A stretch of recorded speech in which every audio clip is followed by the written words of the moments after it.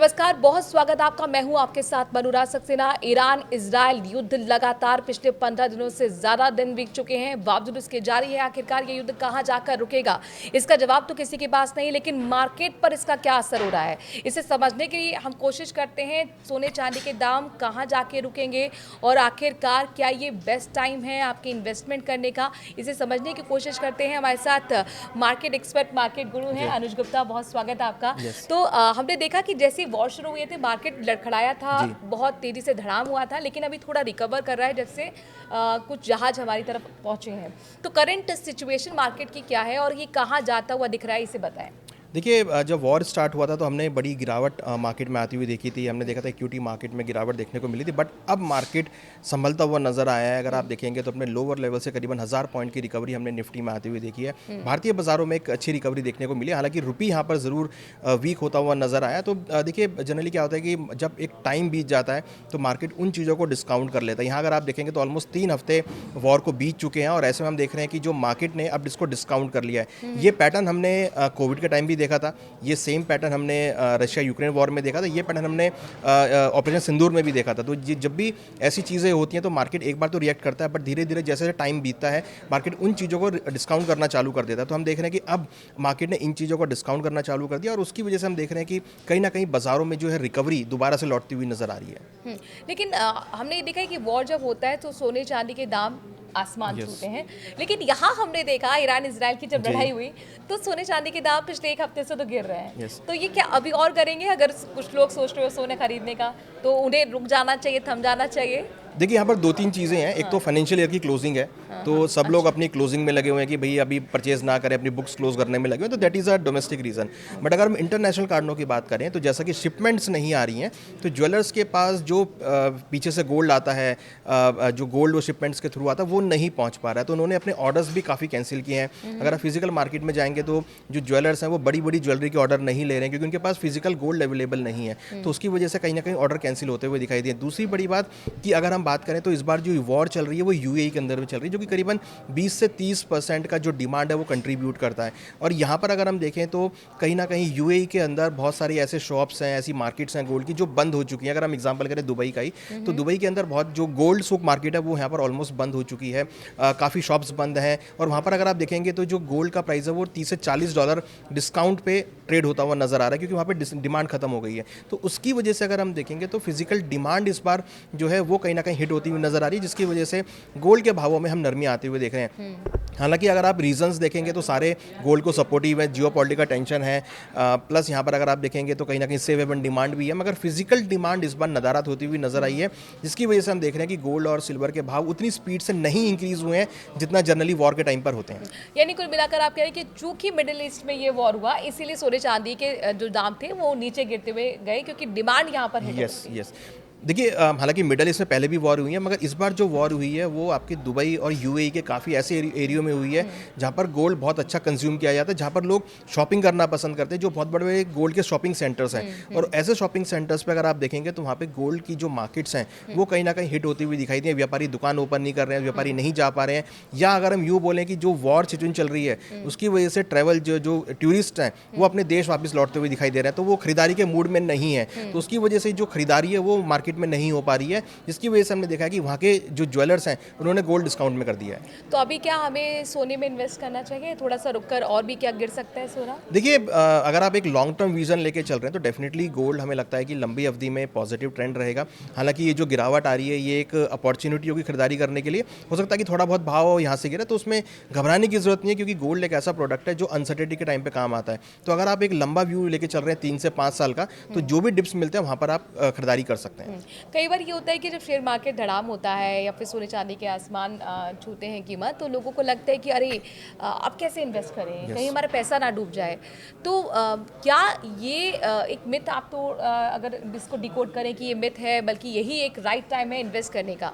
देखिए, डेफिनेटली आपने बिल्कुल ठीक कहा कि ये एक मिथ होता है कि भाई मार्केट नीचे चला गया तो मार्केट बंद हो जाएगा, ये जीरो हो जाएगा। देखिए हमने कोविड के टाइम पे भी देखा था, जब सब कुछ बंद हो गया था तब मार्केट ने नई अपॉर्चुनिटी लेकर आया था। रशिया यूक्रेन वॉर था तब भी मार्केट में नई अपॉर्चुनिटी लेके आई थी।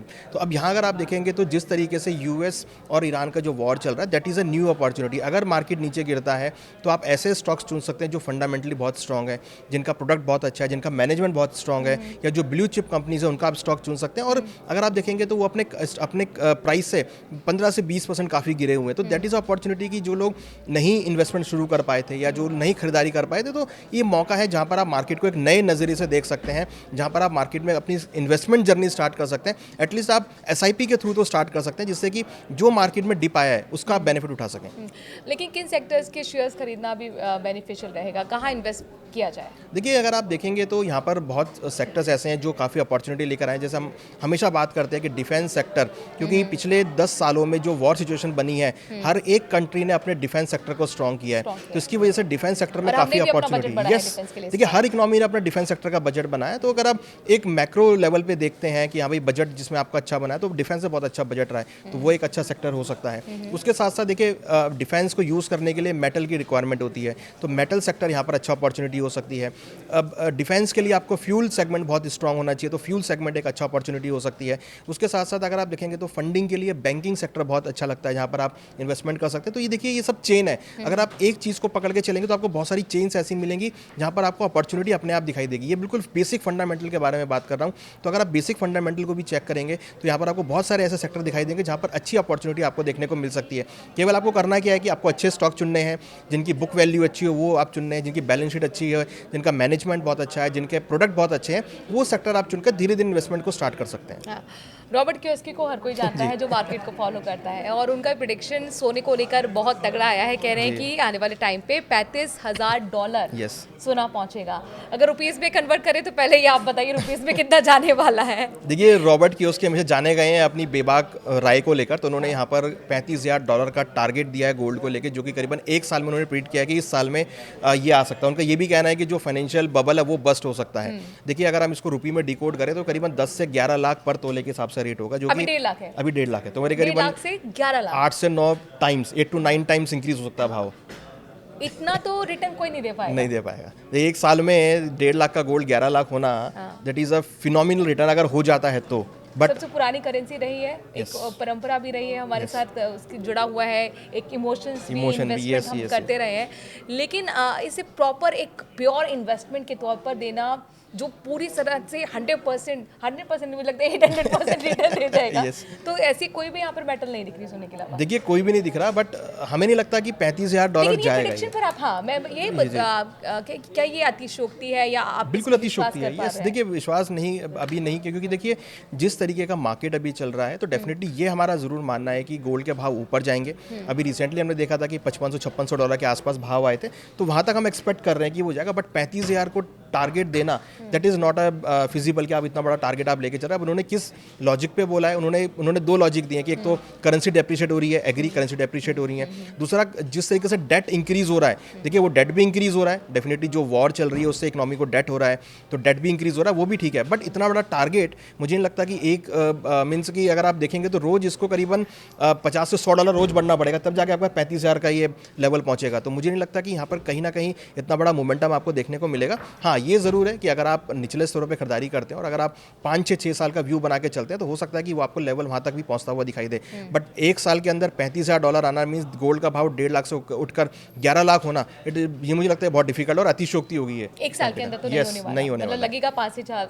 देखिए वो टाइम हो सकता है कि आपको टाइम लगे, बट एक साल के अंदर आई एम नॉट एक्सपेक्टिंग कि ये लेवल होगा। अच्छा, अब हमारा टाइम रैप अप करने का है, लेकिन उससे पहले आप छोटी सी टिप हमारे दर्शकों को जरूर दीजिए कि राइट इन्वेस्टमेंट का सेक्टर इस वक्त आपको कौन से दिख रहे हैं? तीन सेक्टर्स। देखिए मुझे लगता है कि मार्केट के अंदर अगर आप इन्वेस्टमेंट कर रहे हो, डेफिनेटली गोल्ड सिल्वर को अपने पोर्टफोलियो में आप जरूर रखिए, क्योंकि कोई भी अनसर्टेनिटी होगी तो वो आपको हेज प्रोवाइड करेगी। उसके साथ साथ अगर हम देखें तो जिस तरीके से मार्केट ग्रो कर रहा है, जिस तरीके से इंडियन मार्केट का सिनेरियो है, तो और सरकार का बजट भी है, तो हमें लगता है कि डिफेंस सेक्टर भी यहाँ पे अच्छा हो सकता है। उसके साथ अगर हम बात करें तो यहाँ पे कहीं ना कहीं मेटल सेक्टर भी अच्छा हो सकता है, क्योंकि मेटल की डिमांड भी यहाँ पे बढ़ सकती है। प्लस बैंकिंग सेक्टर तो ऑलवेज ग्रीन रहता है हमारा, तो मुझे लगता है कि बैंकिंग सेक्टर भी यहाँ पे सपोर्ट कर सकता है। और ये पूरा साल इन्वेस्टमेंट का साल कहा जा सकता है। देखिए बिल्कुल मार्केट में अपॉर्चुनिटी है, इसको अगर हम एक अपॉर्चुनिटी की नज़र से देखें तो मार्केट में जो गिरावट आ रही है एक अपॉर्चुनिटी है।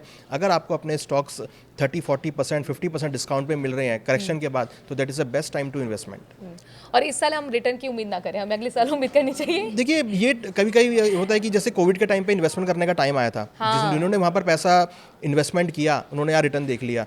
रशिया भी कहते हैं कि प्रॉपर्टी में जिसने इन्वेस्ट किया। यस यस, देखिए अगर हम एक एग्जांपल की बात करें तो दुबई में करीबन खबर आ रही है कि 30 से 40% प्राइस गिर गए हैं प्रॉपर्टी के। तो देखिए अगर एक कंट्री में अगर स्लो डाउन आ रहा है या एक कंट्री में अगर प्रॉपर्टी के भाव गिरे तो दूसरी कंट्री में उसका इंपैक्ट आता है। तो अगर आपको लगता है कि प्रॉपर्टी के भाव गिरे हैं और आपकी पॉकेट के अंदर आ गए हैं खरीदारी करने के और आपको एक अच्छा ऑप्शन मिल रहा है तो ज़रूर इन्वेस्टमेंट करना चाहिए। ये हमने एग्जाम्पल हिस्टोरिकली देखें, जब भी हमने रिसेशन देखा 2008 में, वहाँ भी ऐसे ही हुआ था, गिरावट आई थी तो वहाँ से भाव बढ़े थे। देन उसके बाद हमने कोविड का टाइम देखा जिसमें मार्केट गिरा, वहाँ से अपॉर्चुनिटी हुई। रशिया यूक्रेन वॉर देखा, वहाँ पर मार्केट गिरी, उसके बाद मार्केट ने अच्छे जम दिया। तो that is same kind of thing. अगर आपको डिप्स मिल रहे हैं, आपको करेक्शन मिल रहा है, आपको डिस्काउंट मिल रहा है, आपको सेल अगर हम बोले मार्केट में लग रही है, आपको लगता है कि अच्छे स्टॉक्स हैं, आपको लेने हैं, तो डेफिनेटली लेना चाहिए। बहुत बहुत शुक्रिया ये शानदार टिप्स हमें देने के लिए। तो मार्केट गुरु कह सकते हैं, मार्केट एक्सपर्ट हमारे साथ अनुज जुड़े हुए थे। उम्मीद करते हैं आपको ये टिप्स आपके काम आएंगे और हमें वक्त देने के लिए बहुत बहुत शुक्रिया। कुछ और भी जानना चाहते हैं मार्केट के बारे में तो कमेंट करके ज़रूर अपनी बात रखें।